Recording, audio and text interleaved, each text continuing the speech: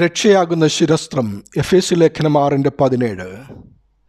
മനുഷ്യബുദ്ധിക്കും പ്രതീക്ഷയ്ക്കും അതീതമായി വഞ്ചനാപരമായ പരീക്ഷകളുടെ കെണികളിൽ അകപ്പെടുമ്പോൾ ക്രിസ്തു നൽകിയ രക്ഷയുടെ ശിരസ്ത്രത്താൽ ആ കെണികൾ നമ്മിൽ ഫലവത്താകാതെ പോകും. ദൈവം ക്രിസ്തുവിൽ നമ്മെ രക്ഷിച്ചിരിക്കുന്നു.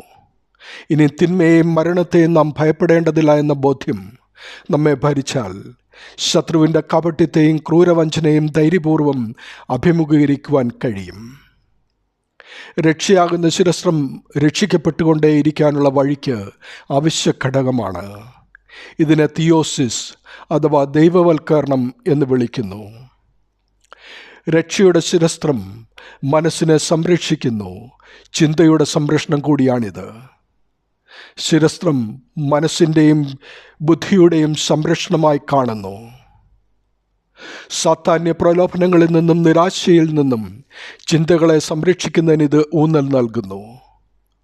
ക്രിസ്തീയ പോരാട്ടം വെറുതെയാണെന്ന് ശത്രുവാകുന്ന സാത്താൻ വിശ്വാസിയെ ബോധ്യപ്പെടുത്തുന്നത് തടയുന്നതിലൂടെ ക്രിസ്തുവിലും രക്ഷയുടെ പ്രത്യാശയിലും മനസ്സിനെ കേന്ദ്രീകരിച്ച് വിജയം ഉറപ്പാക്കാം.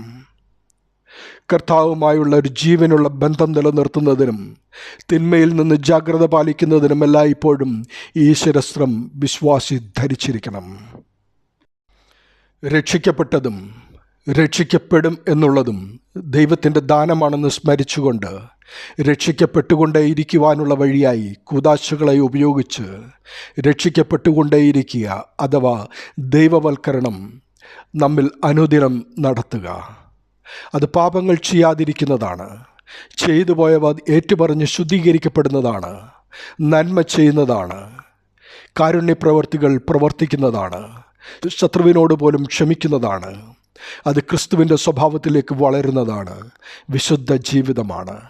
അതിനായി ദൈവത്തിൽ ശരണപ്പെടുക. എഫേസ്യ ലേഖനം 6:17 രക്ഷയാകുന്ന ശിരസ്ത്രം കർത്താവിനെ അംഗീകരിക്കുന്നവർക്കുള്ളതാണ്. അത് കർത്താവ് അംഗീകരിക്കുന്നവർക്കുള്ളതാണ്. ദൈവവുമായുള്ള ഐക്യം നിലനിർത്തുവാൻ ഈ കവചം ദിവസവും ധരിക്കണം. അത് ആളുകൾക്കെതിരെയുള്ളതല്ല, മറിച്ച് ദുഷ്ടതയുടെ ആത്മീയ ശക്തികൾക്കെതിരെ പോരാടുന്നതിനാണ്.